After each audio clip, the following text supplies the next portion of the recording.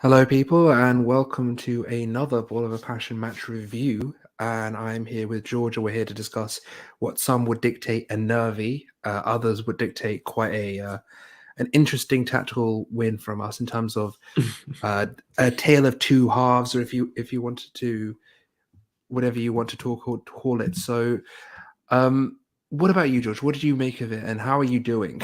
Let's put it that way.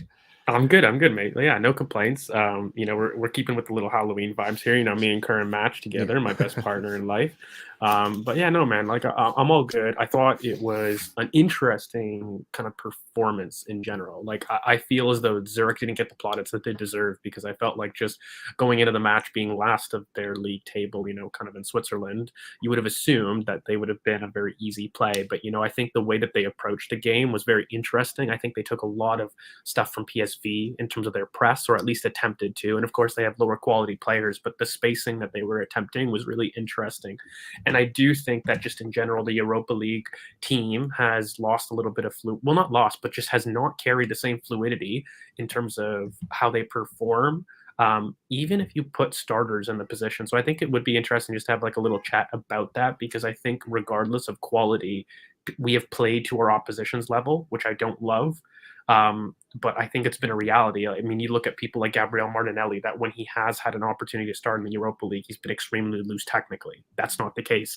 And that's not fatigue related. Like, it just seems like the players are playing to the level of their opposition a lot more in the Europa League than they are in the Premier League. And that's fine. It's something that you might expect from, the mentality of having such a lower kind of view on kind of what the opposition would handle or give to you. But then at the same token, you're just left a little bit frustrated as kind of a fan, because I think there's a lot more that we know from some of these players, and a lot of these players need to play for positions in the team. And I think one of the frustrating things for me is when I have a look at it, people like Eddie and Kedia have had a drastic downturn in form, that had carried a lot of form going in through preseason as well as into the new season. They had a lot of momentum. And I think the Europa League still provided enough regular game time that you couldn't say it was due to a lack of game time having poor touches like that. Like, I think a lot of it is motivation. And of course, you have a look at people like Sambi Lakunga, and one game isn't enough to say, I told you so. But when you have a look at it, he's just not doing some of the basic things that, I would have expected somebody in a number 8 position to do. Particularly, I felt that he was hiding quite a bit. I don't think he showed early or quick enough for the ball, especially in higher spaces. And I don't think it's a case of him just learning his position. I think we throw around these soliloquies as kind of commentators of Arsenal, but also football, far too often. And for me, you need to show the right intent as a player. And then I'm happy. If you don't execute the action quite well, then I can work on that, but I'm not upset. I look at somebody like Gabriel Jesus, somebody who is in pretty horrid form in terms of the final action, but somebody who does a lot of work for the team, but at least he's showing up in positions to get himself in an opportunity to score. If he wasn't doing those things, I'd worry a lot more. And I kind of carry that same energy to people that are underperforming in a squad just in general. Like, I mean, if you're going to be going towards trying to finish an action, if you're not getting to those positions to score, then I worry. Of course, I think Gabby Jesus, I make that point very pointed, because he missed an open net. It's horrific. It's horrible. Like, let's move on past it, because it's a Gabby Jesus in form doesn't make that. And in fact, a Gabby Jesus in a slump is the only reason that you're going to be able to see that type of performance or final action from him. So when I then start to look at some of the people in the team that I just feel, needed to step up, I don't think I saw that enough. Like, I look at Fabio Vieira, who I think took a while to get into the team, like into the game, but at least he was getting himself in positions to score. So despite maybe not being influential on the ball, which we know he can be, and working himself into the game, at least he kept showing, and he was in positions to be dangerous. And there were some excellent blocks that were on show, but at least, when you have a look at it, it's all about intent. And this is what I want to kind of get across on this pod. I don't think the motivation of generally the B team has been great, but it's not even just the B players. I think Gabriel Martinelli, for example, when he has come into this B squad, he's worked down to their level, and I don't like to see that. And so I don't think it's a cause for concern and mentality to me, and approach to a game. And, I think, look, Mikel Arteta said something very pointed, by the way, and I think he was upset with this performance, not because of I would have been too. the I metrics, think, yeah. I but mean, yeah, just really like, I think he mm, said these words: "You have to earn the right to play." And by the way, anybody who's a BoP listener knows I have said this for so long, and we talk about this on the channel quite a bit. You need to earn the right to come to the match and prepare well, and that means winning your duels. We all make fun of it, like we want to win those Fugen duels, and like we all do these jokes about it. But at the end of the day, you need to approach a game with the right mindset. That means tempo. That means pace. Putting messaging on your passes, like these are things that you can do regardless of you screwing up. Like, I don't mind you attempting something. That's not the point that I think fans get upset with. It's the fact that you're approaching situations with a lackadaisical attitude. You're approaching the press with the inevitability, the lack of intensity, movement. Those are things that you get really quite annoyed with. And so for me, I kind of just looked at the first bit of this lineup, and I was excited, Kern. Like, I mean, when we go into it, like, I'm sure you'll give your little 5 minute, kind of opinion on the start. But like, I was just excited with the lineup, and then really disappointed with the application of a lot of the players to start with. And then it didn't get better throughout the match. I mean, there were people that improved, but just in general, I could name far more people that had a poor game than those that had a good game. And that's never good as a coach. And it doesn't mean it's the end of the world. I kind of put it in my tweet that it was just a scruffy win that puts us top of the group. And it's kind of one of those wins that you just put it behind you. So you say, kind of, look, it was poor, but we got there in the end. We got it over the line. And if you see multiple performances like that, you get worried. I will say, in general, the Europa League performances have been poor as the team. And that is definitely a worry, but it's about playing up to your opposition. So for me, there's only one person that could really stand out of the crowd at that performance and be really happy, and that's Kieran Tierney. And it wasn't just the excellent strike. He was the clear man of the match the entire game. we've got multiple stuff with him today, and I think we'll get into a lot of it. Yeah, But yeah, and, sorry. Ben White had like an excellent game as well. But like, beyond those two players, and of course Gabby Jesus, like those are the first three that I felt had a really good game. And then there was a group of two players that I felt didn't do much wrong, but didn't do great things consistently enough to put them in that category. And then the rest of the team was poor. So yeah, it's going to be difficult. And of course, I would like to do that, but here on BoP, we can't sit here and only record our wins. So, we'll have to unfortunately trudge through this. So bear with this, guys, and we'll try to get through it. But after my long-winded rant, go ahead, Kurt. Yeah, cool. Well, no, let's get it right. A 7-minute rant, but we move on from there. But well, let's just discuss how this is going to go. Firstly, the review for Chelsea will be tomorrow. I think we're thinking 2:30 p.m. So if you are going to be around, do come in and say hi for that. The way this is going to work today is I've got some stuff prepared. So we're going to do a bit on what Zurich did well, because I think we do need to, as George mentioned, talk about how Zurich played. They played quite well, and I think they did do some things that put us on a lot of pressure. We're also going to talk about what we did well in terms of a couple of things in terms of what high lines the high line doing well, a couple of nice little iterations for Sambi getting into that left half space a bit more. Obviously, we can talk about Eddie and his things and all the different permutations of the game as we go through the game, and then we're going to talk about basically what we can take away from the group stages, who did well, as George mentioned, who can stake a claim for the first team, who should be worried about things going forward, and maybe even looking ahead to the knockout stages as well. But for now, I want to talk about Zurich, because Zurich, look, they came to play. I'm not going to let's not be beat around the bush. They did a lot of good things. They kept their wingers wide. They tried to stretch the pitch. Their press was very good, a man-to-man press, as we usually say on any BoP listeners will know, a 2-1 press that puts their 10 on our DM and the man-to-man for on the strikers, and you can see it quite well. I mean, they did it well. They did well. It wasn't as if they were just here just to make up the numbers. So yeah. So let's get into it. So yeah, let's just look at the press first, and then we'll get into how we can look at this game in total, because I wanted to show that there is their press was very, very good. They went man to man. They kept it tight, and they tried to force us into situations.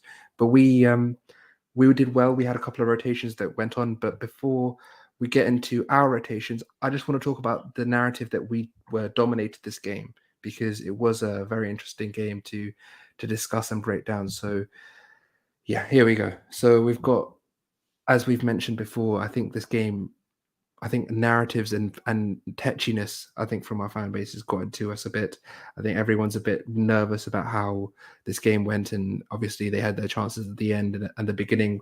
They did well in terms of trying to get into the game. I think someone mentioned in the comments about the first 10 minutes we got ragdolled a bit, and I wouldn't disagree with that. I think that was a major issue that we had in the first 15 minutes. But the goal happened, and I think from the goal onwards, we looked to really hit them and hit them hard. And then we pushed into their half. We got our eights into positions where they can succeed and really try to dictate the tempo, push it up a bit. And the problem was is we just weren't clicking in terms of there were certain situations that we get to it that with the pictures will show that we just weren't taking advantage of. And there were some really good performances and not so good performances. But the pass map, as we can see, shows that we really were left side dominant this game. We really tried to go through the left, and I wanted to ask George on this quickly because I wanted to have your opinion on why we were so left side dominant, and where was the why was it so much that we were going left to right? Because we did mention it in the preview how we wanted Jesus on the right wing to try and finish that action on the right side. The goal actually happened from the opposite way, but the general pattern of the game was we were using Tierney to hit in, and I wanted your thoughts on that. So one of the first things that you can kind of really see, I'm going to pull up the pass map again, and you're going to see some of the issues that are going to happen with kind of our setup here. So firstly, the distances are completely off. So I've talked a lot about in this channel about keeping your lines between the midfield, defense, and attack really quite close together. And I think your best performances right now, it kind of shows that our line was a lot deeper, and a lot of it has to do with Rob Holding. And, anybody that knows me knows it's not just agenda, but I think Rob Holding really hurt us in this match in terms of keeping the defensive line a lot farther back than it needed to be. And, this is part of the issue that happens when you have Rob Holding. And he has had good games, but you can just see right now in really simple terms that, our defensive line is way too far away from the midfield line. We actually have pretty good distances in attack and in the midfield.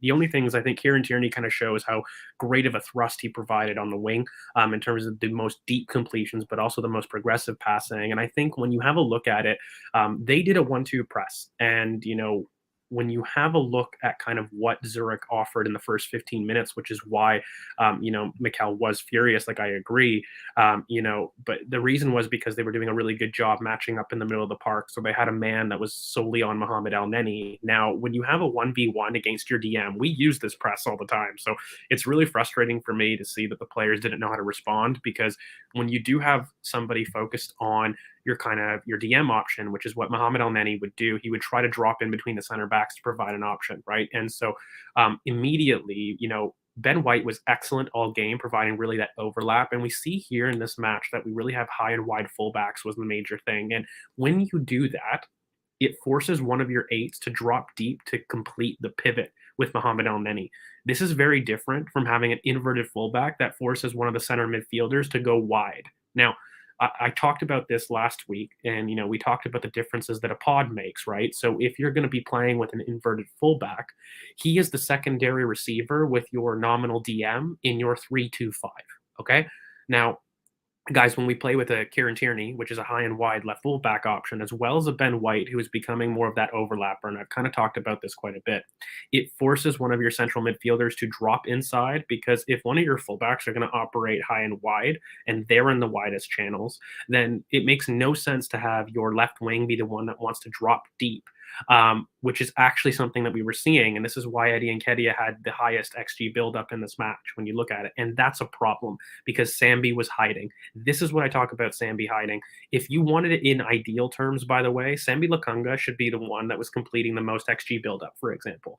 And that's what puts Eddie Nketiah in positions to score a little bit more. So a lot of people were getting onto him, and we'll get onto his role in this match. I think he was very loose technically, but to be fair, we were putting him in very suboptimal positions. And because Sambi Lukunga was not being brave enough to show between the lines, it forced one of our left wingers to do that job for him. And this for me is something that I was really frustrated with, because I think Sambi, he had an opportunity to be in the 8, and this is something that made the left-hand side not work very well. And so when you have a look kind of on the right, Fabio Vieira later into the match began to realize that we were being marked out with Mohamed El Neni, and he did drop a little bit more. He himself, though, struggled to really show, and both of our 8s not showing enough is really detrimental when you're using 2 high and wide fullbacks that are going to operate in the widest channels of a front 5, because it puts a lot of emphasis on either your wingers or your central midfielders dropping to help and build up. And you never want a winger doing that, because then you don't have him high up the pitch to really affect transitions. And so it really, that's why when you see Martin Odegaard dropping deep, it works so well. I mean, Martin Odegaard is not in the final third nearly as much as he is last season. And that's because a lot of the times when Ben overlaps, it forces him to be a little bit deeper in the middle third. And by the way, that's why a lot of the reason we've seen such good performances from him is because you're putting him in zones that he prefers.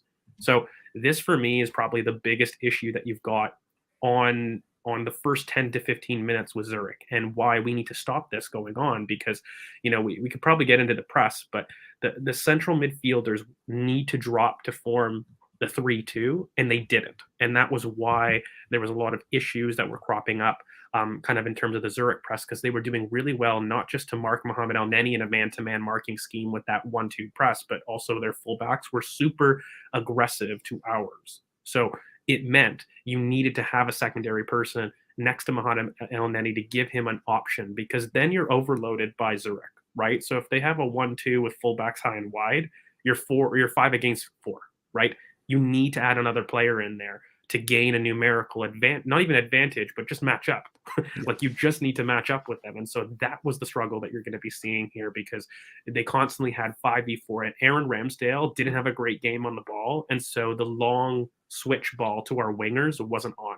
He wasn't doing a great job distribution wise this game as well, it must be said. So when you combine that with, Rob Holding's inability to really get us up the pitch, and you don't have an option next to Mohamed El Neni, who already is conservative, you struggle to get out. And when you struggle to get out, you're not going to be able to force your opposition back. So I hope it makes it a little bit more clear. But, what did you feel, Curran, in terms of maybe transitioning us to the press? Because I think we need to get into some screenshots to show everybody kind of what we were saying. Yeah. So basically, the main thing is that when you look at this game, I've got shots that basically show that what we want to be doing and what we shouldn't be. We didn't do enough, because I think there were moments where we looked to form that 5-man build up and really push and have the game where Sambi and Vieira were dropping and trying to push the wingers high, but that was done more in the first half. The first half, we saw that there were moments like I've got here where, for example, you can see Vieira, and on the other corner you can see Sambi dropping to help Mohamed in the in build up. But this wasn't enough. More of this, and we would have been much better. Sorry, Karen, before you move on, because just this is part of the problem that I was saying. So I just want, this is kind of a visual for everybody to see here right now. So when you're in this position, the 1-2 press comes from obviously the deep center option here. You can see that 1-2 really clearly, but number 3 is the fullback that I meant that they were really aggressive pressing high up the pitch. Okay.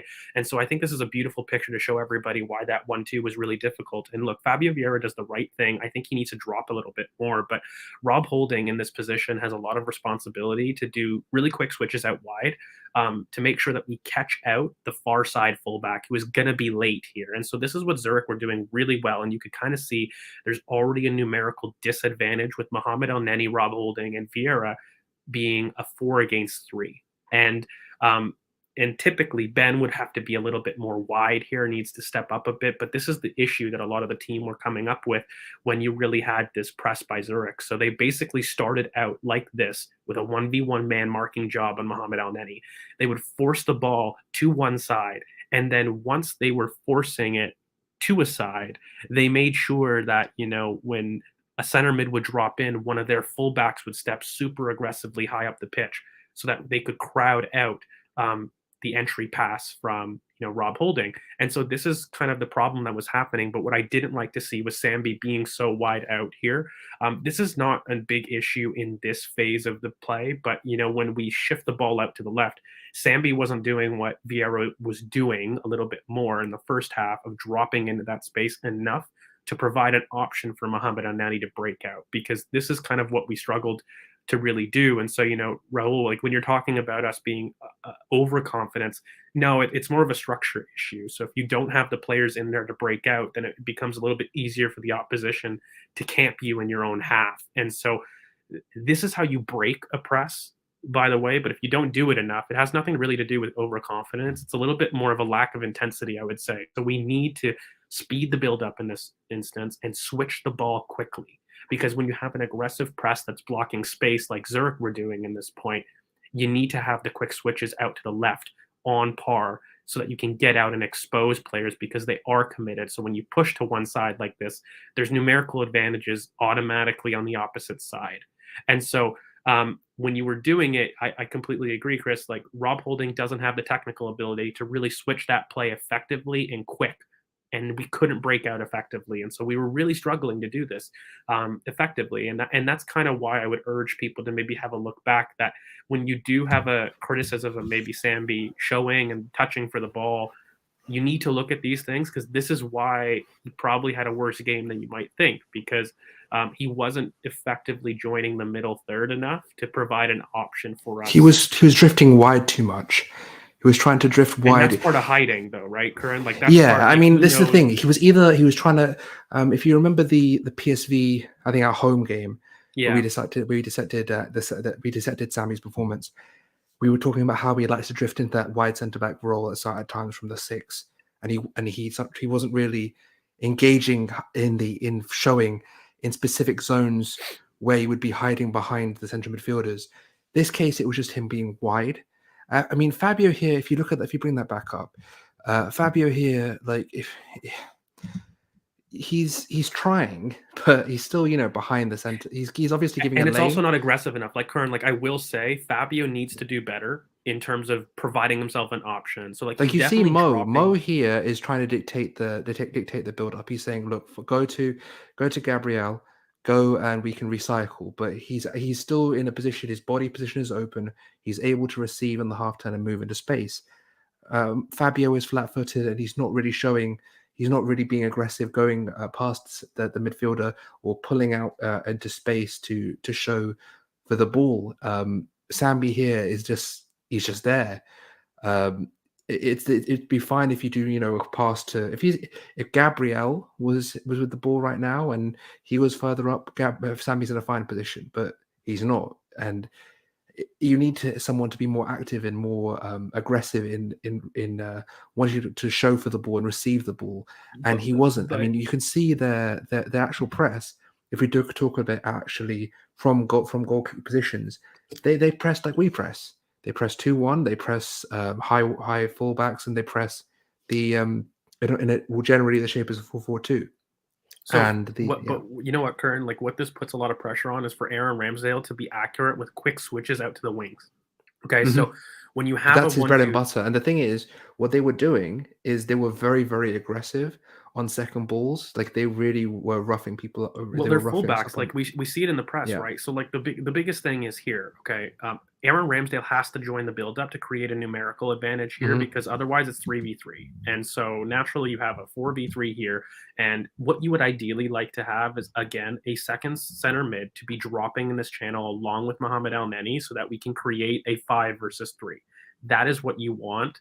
And we weren't seeing it quick enough. And what you were seeing is because we were too slow to provide an option, Rob Holding is forced to step out of the defensive line. And right now he has no option but to recycle and go back. But he's not in a great position. You never want to see your deepest center back be this high in comparison to his other partners. And, Ben White has to drop deep to force this, but it's all because Rob Holding is far too slow getting the ball out of his feet.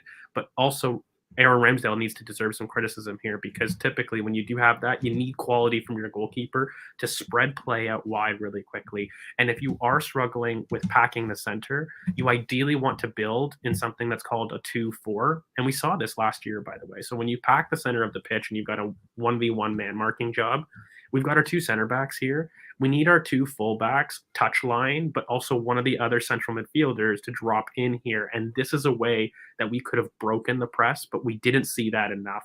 And far too often we saw this happen where Ben dropped too deep where he's not effective, and Fabio Vieira didn't drop quick enough, or Sambi.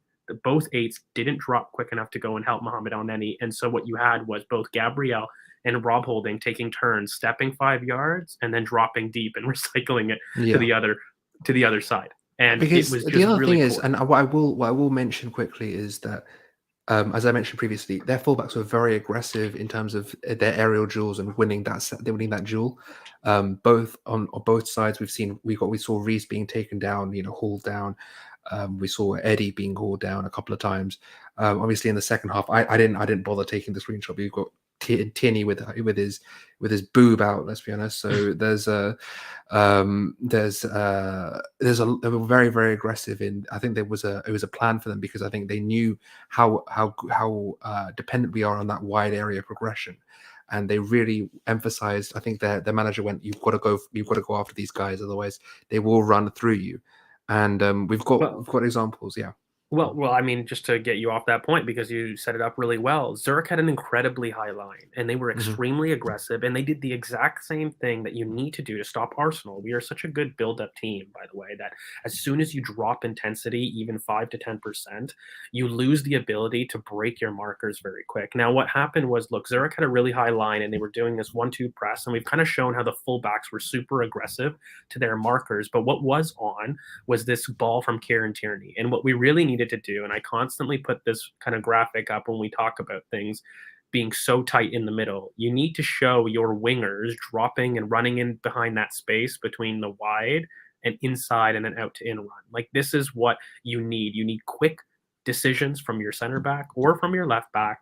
And, Kieran Tierney does this beautifully. Like when you talk about the high line, he receives in a deep zone and immediately hits Eddie Nketiah quick and early. And this ball was on all day. Now, I don't think the execution really was good enough and in general, but I think Reece, we'll kind of get to Reece. He was one of my players that I think didn't perform bad, but didn't do anything special in the match that, really created high intent for him to have a starting position. I think he was very good in the build up to the goal. He probably made the goal. So there's some final action stuff that he did really, really well. But I don't think that, for me, he held the width good enough, or we didn't get the ball enough to him to really have an influence. So that's not so much on the him. passing map says it. If you could pull up the passing map again, it shows that we were, as we both said, very much right side. We're not really going through that right side. We were very left side dominant and trying to. You'd ideally want Reece a lot higher up the pitch, because when you see Bukayo, he's a lot more high and wide, because right now he's stepping on Ben White's toes, and that tripod didn't do enough to really connect together. And Ben White's fine in that position, but you really need to see Reece Nelson kind of 5 or 10 yards up the pitch and to the right to really spread the play. Basically where Eddie is on the right. Well, exactly. And I think Fabio needs to drop a little bit more than what he was doing. He was also somebody that I felt was hiding a little bit. But in terms of Reece, I won't get onto him because I feel as though some of the actions he completed were cute and efficient, but he just wasn't aggressive enough to really impose himself. I think he had a much better game against Southampton doing that. And I think part of it was to do with Fabio Vieira not being great near him. I think he felt the need to drop a little bit because he could see that Fabio Vieira wasn't dropping. But again, so Reece for me was just somebody that ultimately had a couple good touches, but wasn't aggressive enough to really impose himself on the game. So I kind of felt 7 out of 10. Like, you did well, but you didn't do great.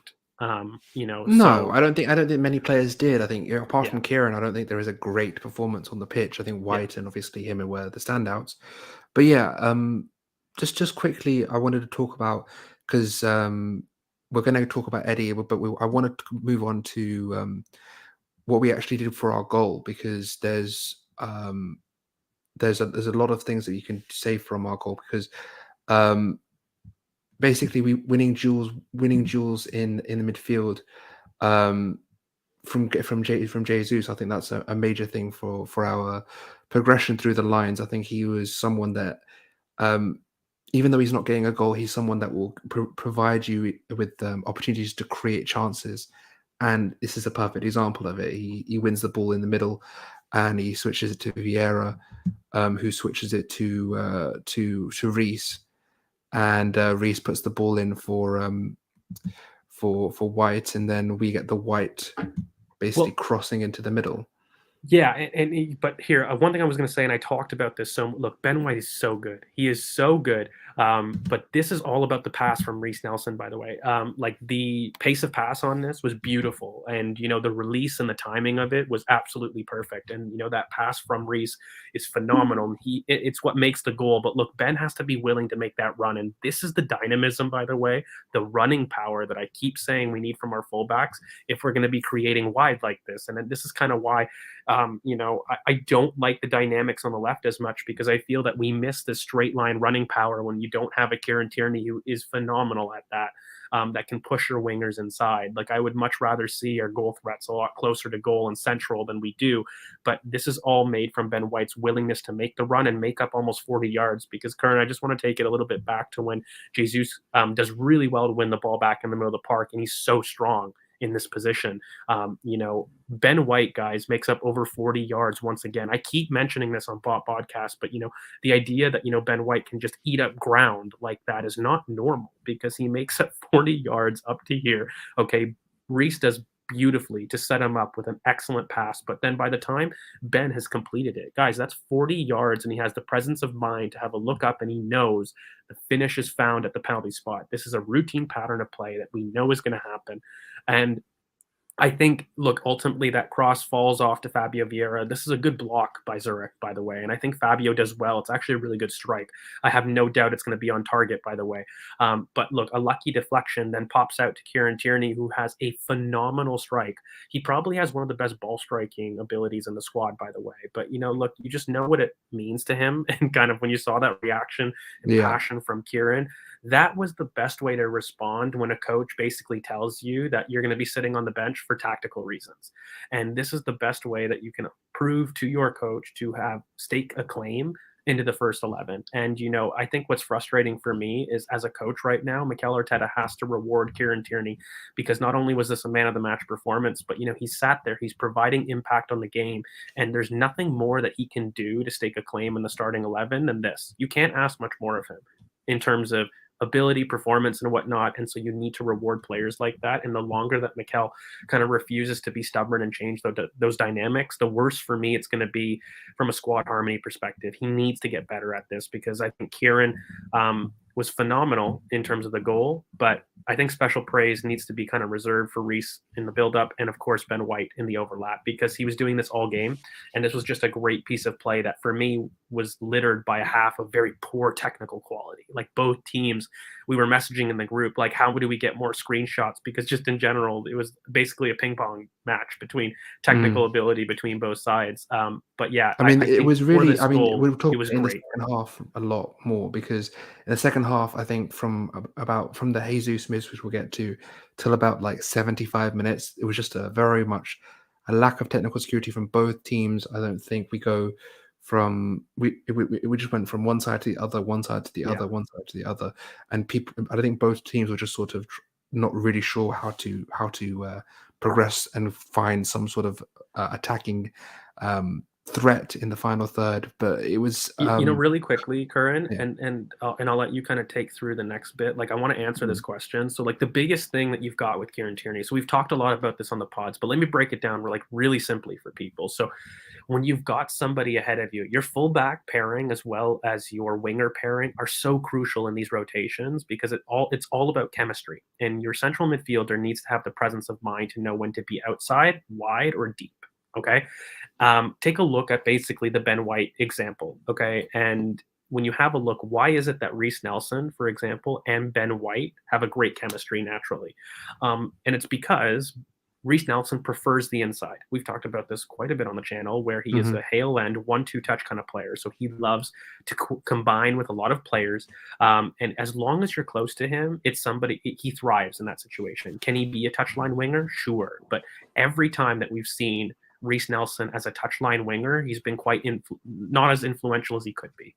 So when you've got a Kieran Tierney or a Ben White, who are both fullbacks right now that have immense straight line running power, that are big space runners, that can eat up ground very, very quickly, they struggle with a touchline winger like a Martinelli, who is somebody that prefers to receive touchline but also take markers on the outside.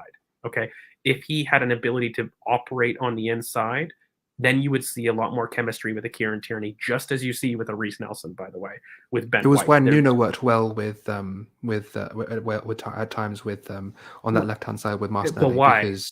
Because he came inside. It makes 100%. So Nuno was a fullback, by the way. Look, he's excellent high and wide, but he was somebody that drove centrally when he dribbled. And that works with Martinelli, who likes to peel wide. Now, why does that not work with Kieran? It's because they step on each other's toes. So when Martinelli wants to receive wide, Kieran wants to run into the space that Martinelli already is in. And typically, Gabriel Martinelli doesn't receive on the inside as much and make those inside runs vertically. What he really likes to do is an out to in run. And so he rarely goes in to out. And that's kind of the problem with that Kieran Tierney dynamic. Just put it this way, just to make it a bit more easier for people to visualize. It's like having Martinelli on the touchline and having Kieran overlap in outside of play to try and get around him, to try and occupy that same space, because they're both trying to get as wide as possible. And it's sort of just and they're both big space runners, and it's why Emile Smith Rowe works so well with Kieran Tierney as a dynamic. Okay, and I think part of the frustration for myself is people on Twitter have been so consistent about just describing what pod they see and thinking that you have to have those same profiles to do it. And that's not the case. Fundamentally, you have a wide channel, you have an inside channel that form the front five, and you have one deep central midfield option. And those profiles can change. If you've got an inverted fullback with Zinchenko, you must have a touchline winger as well as a central midfielder that is willing to go from in to out. That is how that fluid rotation works. Okay.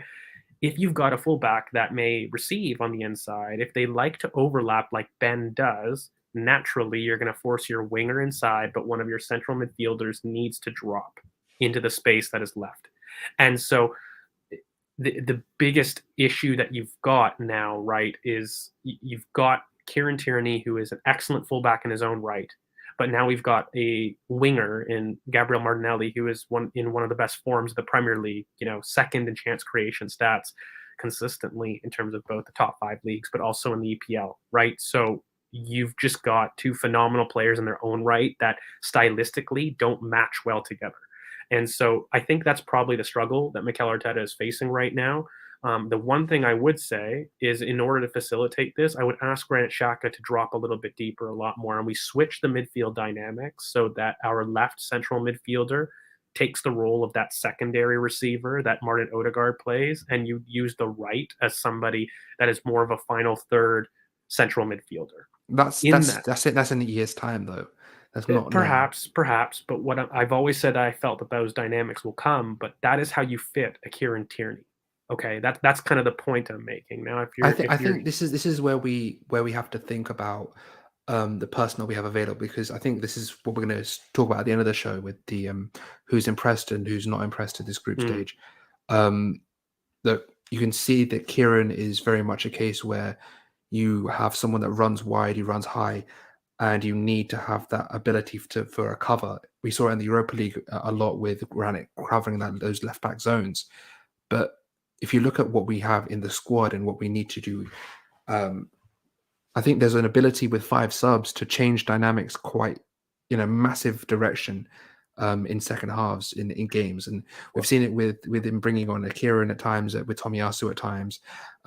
We've seen how we can change the dynamics. But having the I think it's a profile that we're kind of a bit lacking on right now. Because we have Xhaka who does it, but we have Xhaka in this new role for him that he's proceeding in so well. Well, But to have I've that sort of deep left midfielder, because we have Erdegaard with a deep right midfield, we have that. If we have a deeper left midfielder that can enjoy those roles, like a Patino in 2 years, for example, in the squad well, right now, it would well, change the we dynamics. yeah, like we've got them, and I just want to expand the learning because Chris, like, look, you make a good point, mate, but like, I want to challenge you to think why. Why does Nuno and Emil Smith Rowe work much better than Martinelli? And you're completely right from what you're seeing, but why? And I'll just try to explain it for you. Look, Nuno is very similar to Kieran Tierney in terms of being a big space runner, somebody that look he can receive on the inside, but Nuno at his best is somebody that can run high and wide and affect play in the final third, right? So when you've got an overlapper that is like that, okay, what's the profile of winger that you need to pair with a big space runner? You can't do it with a Gabriel A Martinelli. combination Why? inside player.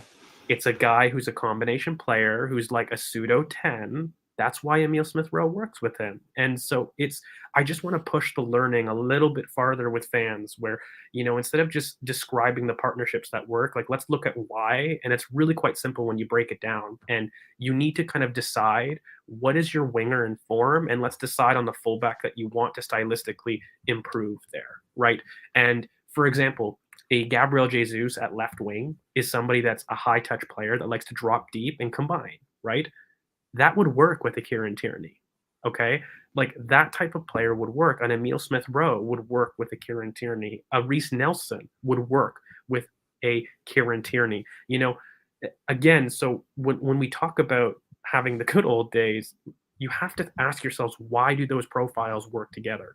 Why does Ben White work with a Nelson? Why did Marquinhos struggle a little bit when Ben came into play? Like, why did those players struggle and others do well? It's purely because of stylistic complements. And I talk a lot on this channel about putting players in zones that they're comfortable with. We need to be a little bit better. And also Mikel needs to be a bit better by understanding when you do have injuries or you have players that maybe are out that you don't expect to. We need to make sure that we're putting people that are naturally willing to enter those spaces, and you're going to see the fluidity return. But I think this was a big problem in this game, that when you combine Kieran Tierney, who likes to be high and wide, and you have a Sambi who isn't willing to drop deep, you're left with Eddie Nketiah, who, by the way, had the most deep completions in this match. Like, that's not right. Okay, No, you I shouldn't be mean, having your winger do that. I don't want to dwell too long on it. But the last thing I'll say on Yeah, the on Tierney is, look, we have roles in the squad, and this is where Xhaka is so important, because with Xhaka in the squad, you have a someone that can dictate from deep, but also has this ability that we've now fostered to have these third man runs that can affect play in the final third. And when you have that ability, when you have that profile in the squad, you now can you can basically mold your left back into whatever the hell you want, because you can have a shuttler through the lines who can dictate play from deep. You have a third man runner who can allow the control to come from deeper, in Zinchenko, for example, who can come into midfield and dictate play from there. He can also be that sort of that basically receiving midfielder in the second phase, where you can push him on and get him into those things. He's someone that can do all these things, but the question is, who do you play with him? Because, for example, if you want a Tierney, I think Fabio has to play, because you need Granit to drop and you need that final third play. If you want a Zinchenko, I think Martin can play, because Zinchenko can we can push Xhaka higher, and Martin can drop deeper, and I'll the make dynamics work. I'll try to make it super simple. If you have an inverted fullback on that same side, you must have an 8 that's a final third player. Correct. Okay, whether that's in or out. If you've got an overlapping fullback, okay, and again, we're not always high and wide because Ben starts deep. Like, we know this. We build with the 3-2, but if you've got a side, and we wanted if you remember from the preview, we wanted Jesus wide and Eddie to start top.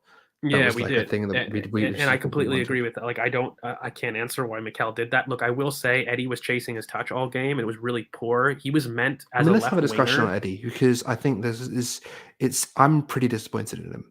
He I has had a think very disappointing start, not just to like, hey, this start to the season was quite good. This is the frustrating part. But as the season's going on, Eddie has lost for me a little bit of motivation because he's chasing his touch.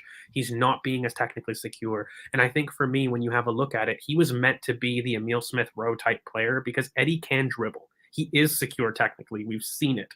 And, I look back at last year against Everton when he changed the game. Like a lot of that was coming deep receiving and spinning players. Like he can do the role, but he has been so poor technically that that didn't really transpire. But the idea, at the very least, was to kind of add that Emil Smith Rowe dynamic because he's definitely somebody that likes to, even at the start, drop left. Like Eddie Nketiah very rarely drops to the right half no. space, especially when he plays as a number 9. So the idea was to have him play in a pseudo Emil Smith Rowe role. That I mean, was the idea. let's pull it up because there is a couple of things I've taken of it because Eddie, for me, I think, especially in that left hand zone, I think he wasn't aggressive. Like you could see, for example, in this scenario, you could see Kieran giving an overlap, giving him that thing, and he cuts back and he's just okay. Let's recycle play. There's a lot of situations like this you see where with Sambi and Eddie and Nelson here, we can see Nelson wide and Sambi and Eddie basically receiving it inside, and he's dropping low, and we need him higher up the pitch. We need him to stretch the pitch. He's just trying to basically combine it lower down. He's not being that big space runner that he is. He's someone that can. We remember that West Ham game when he was an amazing outlet. You can push him up and you can push him against a high line, which is what we were facing here. You need that guy that's able to push the defense back. He wasn't doing that in this game. And look, Yo-Yo, like I completely agree with you, Broad. I don't know if you missed kind of the start, but we kind of prefaced this entire thing for me is about the motivation of the players. And I have no problem with experimentation and mistakes. And in fact, if you have the right intent, we were just describing the difference between a Gabriel Jesus's performance and say, say compared to like a Sambi Lokonga, who again, we've experimented in this world. There's no problem experimenting with Sambi Lokonga as a high 8. We've been calling it for this channel the entire time that Sambi is an 8. But the issue is when you've got Sambi Lokonga who's not showing for the ball and is hiding, then the intent from those players needs to be criticized. I mean, we're not making any sweeping conclusions here, but generally the Europa team, just in general, whether it's starting players like Gabriel Martinelli or not, have been poor. Like the performances in Europe haven't been up to the standard of the Premier League. And I think it's because we're playing down to the opposition. And this is an annoyance. It's not a major criticism, but it's just something that we do have to say honestly. If we're looking at the games right now, they haven't been as fluid. The teams haven't been as technically secure. And that isn't necessarily down to the opposition or confidence or anything like that because the team is in a good place. So I think the biggest thing for me right now is making sure that you've got players that are motivated to want to push themselves for a starting position in the team. And for me, only really Kieran Tierney has done that consistently in his small cameos. There haven't been enough performances from our B level players really stepping up to really make a case. And I think Reiss Nelson has done that in the Premier League. Reiss is probably the only second player that has shown moments. Fabio Vieira, for me, somebody that I love again, but if I'm being honest right now, has only performed in moments. And you need a lot more consistency if you're going to be pushing for a starting place in the team. And so for me, I have no problem experimenting. I have no problem for making mistakes, but I just want the intent from the players performing those actions to be a lot better. Eddie chasing his touch back in the second half is not acceptable. Like I don't care what role you're being asked to play. It's not just the taste of changing touch. The changing touch has been obvious, but the zones he was occupying were just not good enough. I reckon. I just think that he wasn't getting into zones where he could actually take advantage of the fact that we were running play through the left. Really quickly, mate. The idea that he's contributed to the most XG chain in build-up, but his average positioning was so high and wide shows you the problem. He kept dropping deep because Sambi was hiding. And then once he dropped deep, he wasn't doing the greatest job technically, but he was helping our build-up by losing balls in there. And then he would run high and wide because he knew that the space was in behind the center backs. Okay. And for me, that is really the fundamental issue with kind of experimentation versus maybe intent and motivation. So I really feel as though some of those players need to take a look at themselves to kind of approach games in the right way. And if we do that, I think that you'll find a lot of the players will get in better form, just generally Yeah, I speaking. mean, But we can. there's I'm nothing just. hugely worrying. It's just it was a poor performance Mm. that we have to break down. And even then, it's like a little bit of a harsh word because when you look at the field tilt, we actually did quite a lot better than what people And may honestly, have there wasn't imagined. times when we were in massive threat. It was just that we Yeah. weren't doing a lot. And I think both teams were doing a lot. The reason why I pulled this up is because it shows that it shows the positioning of Sambi in this position. It's basically he's high and he's basically trying to get the play higher up the pitch, and he's not really. We're pushing. We've still got the 2-3-5. You can see the holding and Gabriel in one zone, in one lane, and then obviously the two fullbacks and Mohammed in another lane. But Sambi, he needs to be more aggressive in trying to pick up the ball, and that's me. If you have that ability, you can push Eddie higher. Kieran here is high, and he's going to run into space here because I took the screenshot. This is what he does. He runs into space here, and he's someone that can basically give you an option to have Eddie run into the box. But Sambi here, he's not providing an option to come central. He's just basically relying on Kieran here. So this is the main problem here. These are the issues that we're facing, and I just think that when we look at players, you can't really look at them in isolation. So Eddie obviously was chasing his touch, was occupying deep zones, but as you mentioned, Sambi wasn't basically occupying the zones. He should have been the one with the most XG build up. He should have been with the one with the most XG chain because But you those are know the what? zones where we were You know what it running is, things Karen? through. Like when we're analyzing this stuff, like we're offering solutions at the same time. Like it's not just Yeah. that they're being mistakes. Like we're telling what these players need to do and kind of really um, the positions that they need to take up to really show a little bit better. And you're not saying that they're we're not saying that they're shit. It's not that opposite end of the spectrum that just because you criticize a player that they're now useless Players to the work squad in and they can't. combination. You can't just have one player playing in crap Yeah. by himself. No. Like obviously, you can see technical security issues, and there were issues with lack of aggressiveness from Eddie. But you've got to realize that that whole left side it wasn't functioning as a unit at times. You had Yeah. Kieran basically doing everything, and that's why it was so good from him because he was the one dictating the play up the pitch. Whereas Sambi wasn't dropping down to give an option to come inside and combine with, Look, the which last he thing doesn't I'll really do anyway. Yeah. No, like the last thing I'll say about Sambi Lakanga is I keep saying this every stream. He's Alex Song. For good and for bad, he is Alex Song. And Alex Song had this exact same It's a issue. good Anybody that's comparison. old enough that can really remember his introduction to the team, he was exactly like this. He was a bright player in possession that didn't carry intensity running back to goal. And he had horrible positioning and awareness of markers. But when he was on the ball and given time, he was phenomenal at breaking lines. And so for me, Sambi just has to be a lot more aggressive. He has the talent and ability to do so, but when he is operating in moments, you're never going to have consistency in the team. One He thing I has to will be find focused for funny 90 minutes. before we move on to some Reece Nelson stuff, and I want to talk about some little things before we sign off.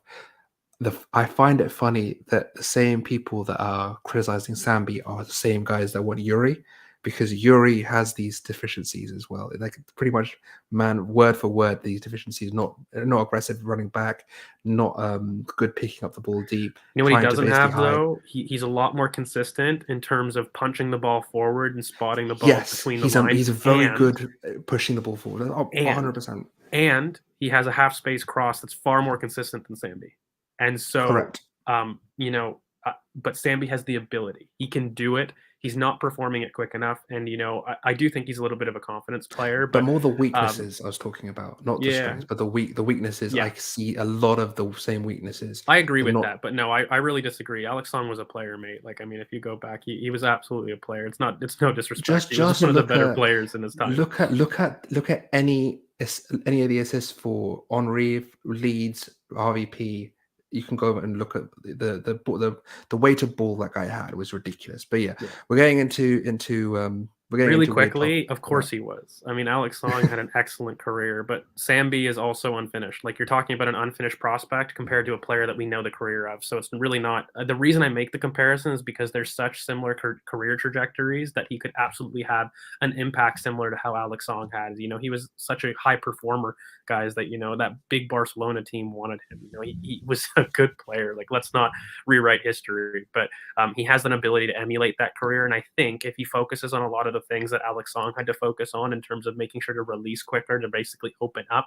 Yep, he joined as a center back. Like we did a lot of work to reshape Alex Yeah. Song. He didn't have that defensive awareness, but he doesn't need it. If he is punchy on the ball, he's quick at realizing the gaps in the defensive line, he can make a career. And so these deficiencies that I talk about with Sambi, I use Alex Song as a pedestal to look up to, that even if you have these deficiencies, you can make yourself have an excellent career. So, yeah, I think it's Right. time that we do move on, because Right. otherwise we'll So be caught in this for a you while. have two options, George. You can either talk about Reece Nelson or you can talk about Rob Holding. Who do you want to talk about? Balding, it's my agenda. So, So let's bring up the one screenshot I have of Rob Holding because it's a funny one. Extremely over aggressive. I don't know what he was thinking. I think there's a lot of times where he was. I remember the first minute of the game. He's over aggressive. He's basically given away a free kick. Not free kick. He gave away a throw in from being overly aggressive on the touchline on the right side. So yeah, I think PSV game, the first game, he was very good. We didn't uphold a good line in this game. I will say that. So, but yeah, Rob Holding, man, he needs to. It's got to be his last season. Surely, he can't keep getting away with it. Look, I'm going to be super quick on Rob Holding. Everybody knows that I believe he's not good enough. I've been saying it for the longest time, and it really comes back to just the basic facts. He's far too aggressive in possession. He doesn't have any controlled aggression. Just one time, I hope that he would like kind of bubble step his way to a marker and not be rash and all in. And it's just ridiculous that he continues to do this. I think he is very good for a specific game state. He is a low block defender, and if you're asking him to defend aerial balls into the box, okay. But even then, he's poor. And that Raheem Sterling goal, if you consistently play him, you're going to continue to get that. He's just a player that has its limits. He's a great guy, a great character. I'm not saying anything on the man, but just playing wise, he doesn't fit a high line. He doesn't fit where this team is going and what he wants to do. He's not good 1v1 as a press. He's not aggressive enough to have a marker. He's too aggressive. Sorry. It's not that he's not aggressive. He's just far too aggressive. And Spurs away, it's a perfect example. Spurs away, we had this exact same thing. Look, he is very good for a specific use. And I really feel that we can get a very quick and easy net profit on him by having Evan Ndicka on a free and selling Rob Holding. It's really quite that simple. I've been saying this for over a year, so nothing. I think that's very generous in terms of him being your James Milner. But no, I get it. And so it has nothing to do again with kind of who he is as a character, but he constantly brings the team down. And once again, when you have a look at it, he's the reason our line was so deep. It's because he's not comfortable and he drops I will say far this too because often. I think we do need to talk about the things that we did do well. We did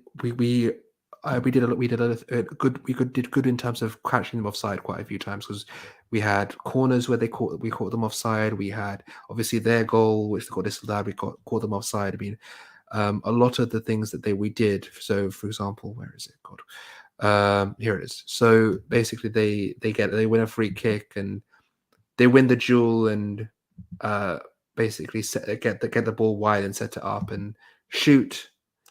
And then you can see the line is straight, and we've caught them offline. It caught them basically offside, and the rebound comes and he tries to hit it. Obviously, it goes in the net. But this is actually one of the experimentations that I think it's going to go over a lot of people. But guys, this is what's going to happen in the first team, by the way. So how you're talking about experimentation. The offside trap has been something that Mikel has hammered into the B team, and it's going to be something that we see in the first team. By the way, I think we already aggressive. have.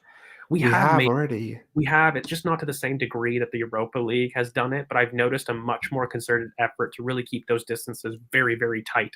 And I think we're going to be attempting to do this far more. Like, it's very clear that Pep Linders is his pressing kind of platform that he works off of, because Pep Linders has organized this beautifully, and 100%. It was very Italian. We saw it at PSV 10 times, but this is a tactic, by the way, that Mikel has definitely experimented with the B team. That it's going to happen in the Premier League, and so I just hope that people really focus on it, because it was beautiful. The distances in our back line was excellent, and I think we're definitely going to be seeing a lot of that in the first team. You can see in this one, there's just a corner routine, and they get the header, and you can see the guy offside, and it's just another offside.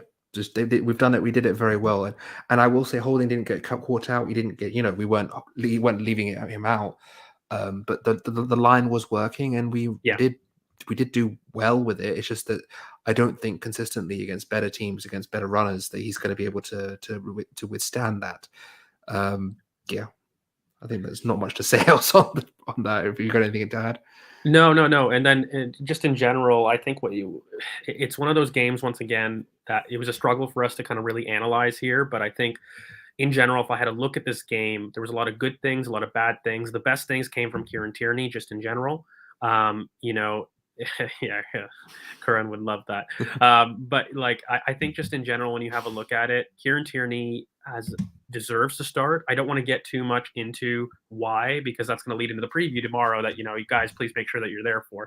Just the overlap. It's not hard. It's just the overlap and the aggression and the 1v1 aggression he brings. Here, the only hint that I'm going to say is Azpilicueta and Reece James, okay? And so everybody, please, you're going to have to tune in for why that's super important. But Kieran Tierney makes a lot more sense than Zinchenko for me. Yeah. And it's really related to this Reece James absence versus the Azpilicueta and the targeting of Azpilicueta. But of course, the preview is going to be tomorrow. It's probably going to be 2:30, right, Curran? That's what we decided. Yeah, but don't worry, like, make sure that you guys are tuned in for all of the. I know this has been a struggle, guys. This game was.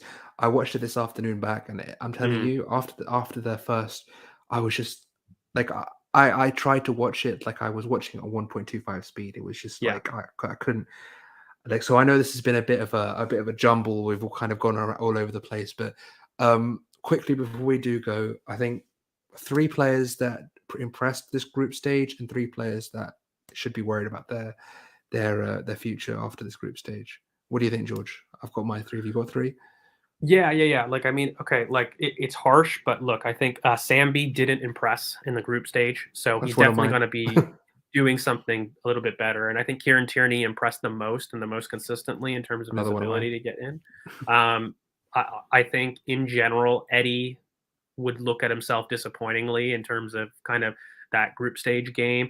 And just in general, I think you'll probably want to add Marquinhos as somebody that was probably really inconsistent. I think a good benefit was probably Matt Turner. We definitely got to see a reason why, Matt Turner is somebody that I've said is definitely a little bit better than what people think. But, I don't like the question worry for their careers. I'll just say, like, worry for their place in the squad. Let's put it this. Yeah, need to show more, I would probably say, for that, because that's a little bit harsh. But I really do think that a lot of the players played to the opposition level, and I don't love that. But Curran, for you, I'll just review. You got really 2 quickly. Of mine. So say the thirds for each of them. You've got 2 of mine. So I had should have shown more Eddie, definitely Sambi, and I went with Holding. I think Holding had 1 good game. I think he's been very overhyped. He did PSV. PSV, he was excellent. PSV home. I was there. I think if I watch him live, maybe it'll help him. But let's put it that way. And you got basically, I think Turner did very well. I actually put Reece. I think Reece. Look, he had a poor game in Bodo, I think, but I think he's just this bounce he's having. I think is looking like he's going to produce a bit more. Reece has bubbled the most that he ever has in his career. I totally understand where Mikel is coming from the point of it. There's probably been an attitude and obviously change. Kieran as well. Yeah. And look, Blaze, like, we always respect what Mikel does, but I'm just going to be here. Like, I can't always just blindly support some of the decisions. And so when I think it's wrong, I'll let you know that it's wrong, in my opinion. And I think it's more respectful to actually be honest with someone with how you feel, instead of just blindly following everything. I think so. Like, he's deserved the right to do whatever he wants, absolutely, particularly in terms of that. But I just think that there's ways that we can set up that maximize the team, and he's not infallible. There's not something let's not forget, Reece is still 22. Like, it's not he's like still we've 22. got old man. He's in the last chance saloon. He is in an opportunity. It's now or never for Reece. Yeah. Okay. And I am confident in him. I've always said it's never a talent issue. It's a mentality issue. And an aggressive Reece makes a career. A passive Reece gets forgotten. And it's really just as simple as that. And so I think when you have a look at kind of some of the group stages, I think this is going to be a time to experiment, though. I think this is what it is. I think what Man City have done, and they've done so well over the years, is the first half of the season, They experiment a lot. They get their shit together. They understand what is required, and they find what works and what doesn't work in the squad, and then they push that second half of the season, and Yeah. everything just goes. So I think that's what we need to And I try and think do with this from this. like, Yo-Yo is what is kind of the point of this pod. Like, I don't think it's ability, but it's been motivation of the B team. And a big issue is that we've had to call on the starting position to kind of save some of the sides blush. Like, I agree with this comment, but that's why I keep saying I don't think it's ability, but it's motivation, because there's players that we know that can And perform let's not better forget that we've just have. got FA Cup, Carabao Cup, Yeah. and some games for these guys to come in. There is a few. We've got Brighton next week in the Carabao. I think that'll be a good game for a Sambi and the Mo to just sort of maybe get something going here. So yeah, I think this is a good comment. I think this is a good comment. I personally think that Yeah. the dynamic, and we've said this on the pod a lot of times, if you've seen, was meant to be Mo, Sambi, ESR, Yeah. with Vieira out wide on the right wing, and We whoever, weren't able Reece to or play something. the plan. Like, the Europa League plan was absolutely to play kind of Emil Smith Rowe on the inside. Like, the plan was to have Reece Nelson be an opportunity to start. The plan was to have Mo as the anchor, Sambi as the 8. Let, We let, let, never me, let, me, let me saw. just say it. So I think we have Mo anchor with Sambi, that left centre mid, Vieira, that right centre mid, Yeah.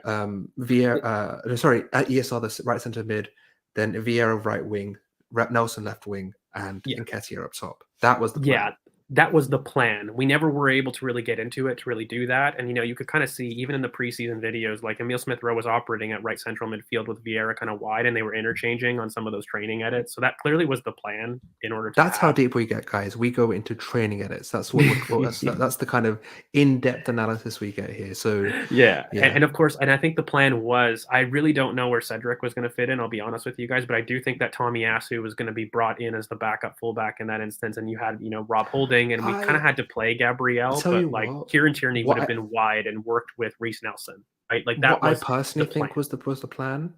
Me personally, and this is probably not true, but I reckon it was meant to be Cedric right back, Holding right centre back, Tommy Asu left centre back, Kieran Tierney left back. I think I that don't. was the plan. I don't think. The only reason I don't think so is because I just don't think that he trusts to have Rob Holding on his own. Like, if you had Rob Holding and Cedric, there's not enough 1v1 defensive ability there. And so, yeah, like But when he you trusts have him more than we think, man. He trusts him a lot. who, Rob Holding? Holding, yeah. No, I don't think Yeah, he so. does, man. Like, you can see that there's. I mean, I obviously the ability isn't there, but the Look, I've been trust, like the screaming. Look, actual. I've been screaming. I wish. Look, guys, the We have been first person. screaming. Okay, but when he was first bought, okay, to be fair, like me and Chris both said it. He is a center back that is playing fullback right now as a bridge. Okay, so I would love no much more than to have that Chris prediction calls come him true. a 28-year-old centre back in a 22-year-old's body.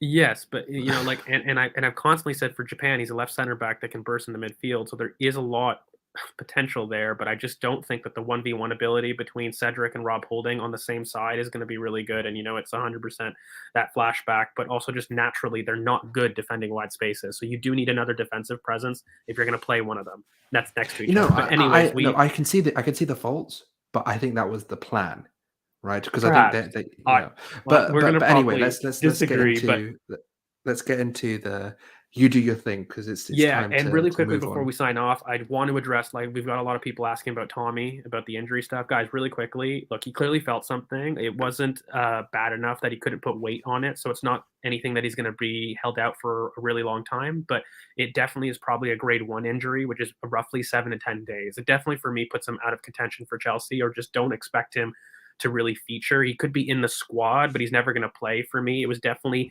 a pull up, and he definitely felt something in the muscle. And whenever you do that, for me, it's really tough not to be able to examine him physically. Like, if I was there to examine him physically, I could be absolutely sure about what he is. But typically when we see those injuries, it's a daily evolution, and it's a grade 1 injury. So anytime between 7 to 10 days is when you can see that player come back, essentially. So I do think it rules him out of Chelsea, but it doesn't rule him out of Brighton, let's say. So if Mikel wanted to play him for Brighton, he could play for Brighton. But Chelsea would be too soon for me on Tommy Asu. And it's not a long-term injury, longer than, that, unless he It doesn't keep re-injures him and out of he the World does Cup. something.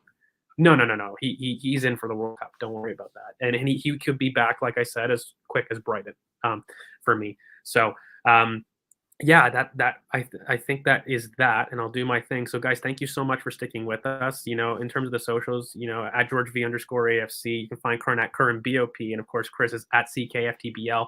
We're Ball Over Passion here at YouTube. We're at BOP Footy on Twitter. Thank you so much, guys, for sticking with us. Before you guys leave, if you could smash the like button, it really helps out the channel. And of course, you hit that bell for notifications to know when we do upload. We're going to be back with a video for you guys tomorrow on the Chelsea preview, which is going to be really exciting because I can't wait to talk about this and kind of dissect some of the teams, because it's one of the teams that I feel the most confident on in the top 4 sense. So, guys, thank you so much for everything, and we hope to catch you guys tomorrow on the preview just before the games kick off at 3 p.m. UK time, and it'll be 2:30 p.m. UK time for the preview against Chelsea. So, thanks, guys. Hope you guys have a great rest of the weekend, and we'll catch you guys tomorrow.